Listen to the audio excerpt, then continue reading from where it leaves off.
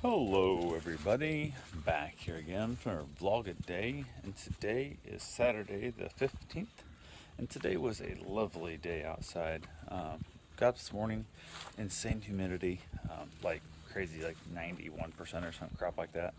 Decided to go get a run in this morning, went ahead and got Karen up. She decided to take the bike, so we loaded it in the back of the truck, went over to Rotary Park and left from there, ran the trail. Just I didn't feel like going out and running like the crazy mountain bike technical trails and stuff. It was run a path, basically, I guess what it was. That way Karen could ride beside me. I let her carry my water in that. And unfortunately, so I wasn't thinking about it when I did that, I have my fuel inside my water bottle holder that holds on my wrist. And because that happened, I didn't have any food to eat. So I went ahead, took off this morning with no breakfast, no nothing.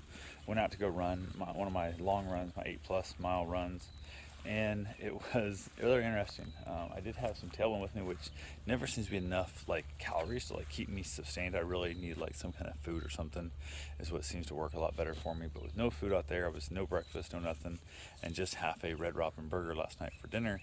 I was feeling like tired. I was feeling weak. I was feeling like I was over exhilarating for the amount of calories I had in my body.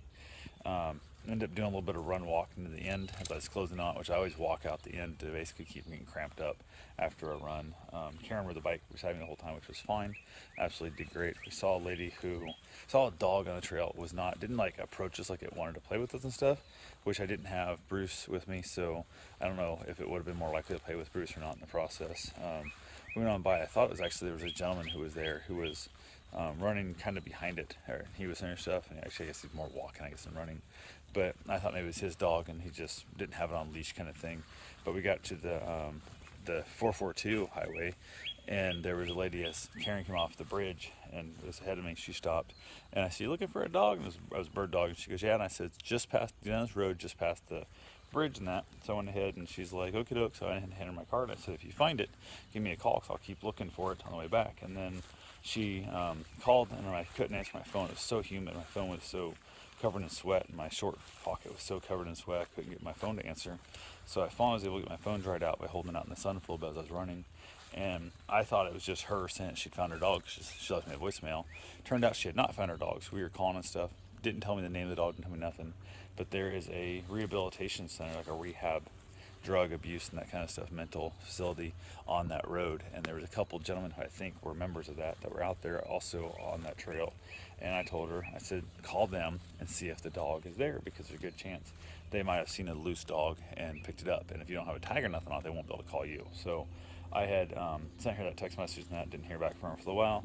And a little bit later, she texted me and said that she had found the dog. It was there at that place. So super excited about that. The fact that I was able to help bring them back together was kind of cool. So it's one of those things where she may have never thought about that rehab place being there, and who knows how long it might have taken her to actually get somebody to find out who the dog owned and that kind of thing. So I was super excited about that happening. We also got back from the run. By the time we got back, I was kind of feeling I felt like I needed to eat something, but I really wasn't. My stomach was feeling a little weird. Actually, on the run, Karen gave me some almonds. I forgot that part. And apparently, almonds do not work for me while running. Messed my stomach up something fierce. Like I was really feeling bad. That's one of the reasons why I was doing that, with all the walking at the end there. Just the run walk program instead of run all the way through. And got back on the way home. We saw a yard sale. It said tool sale, whatever. So we stopped in there. They had an air compressor and some other stuff. They had an air compressor I wouldn't mind having. And I had $0 on me because Karen didn't have any money with me. With her, I didn't have my running little, I guess, holder. Bruce, sway. But I didn't have my holder with me, which holds my water, which always carries money in it, or my ID piece that goes in my pocket that also carries money with it, because I guess I wasn't thinking at all, because Karen was there on the bike and she didn't bring nothing. So we ended up running home though. Took care of stuff, went ahead and unloaded the bike and whatnot and hang. Ran back over there, picked up the air compressor. I bought a little tiny air compressor.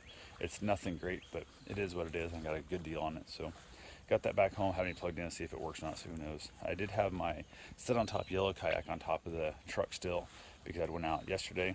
Ended up loading up my ocean kayak, my good one, my favorite kayak, up for Karen to go out with, and we took the two of them out. So after I'd ran, when I came home, went out kayaking, and because my stomach was kind of upset, I didn't think about it. I didn't eat nothing, and was out on the water for about an hour and 45 minutes. So figuring the time of loading and unloading the kayaks and stuff, and then we had to like paddle through some mud that was just gross. We were like literally just putting your paddle in the mud, pushing forward as you hop and scoot for it. It was ridiculous. Got out, went out there for, like I said, about an hour and 45 minutes or so, and came back, and I was pulling her out of the water because I always go out first so she don't have to get herself wet and muddy. And I was pulling the kayak out, and I went stamp, and I was like lightheaded. I felt really just exhausted. I like hadn't had any energy in me and stuff. So I set down my kayak and had a rest. From there, we headed back over. I had the granola bar type thing. Ate some granola to get myself a little bit of energy to get me home. Came back here, ended up chilling out a little bit. Just simple little things, just kind of having a good time. Didn't even unload the kayaks, which is completely unlike me at all, unless I know I'm going back out the next day for any other reason. There's no reason not to unload the kayaks. And they're still up there now because I'm going out, I think, tomorrow again too. So we'll see. But I went ahead, got back here, had to go do some grocery shopping and whatnot. We ended up coming home actually eating everything bagel sandwich. Ended up getting some food in my belly, which worked out real well. Went and had some dinner also later on. Went and did a few other things here and there, whatnot.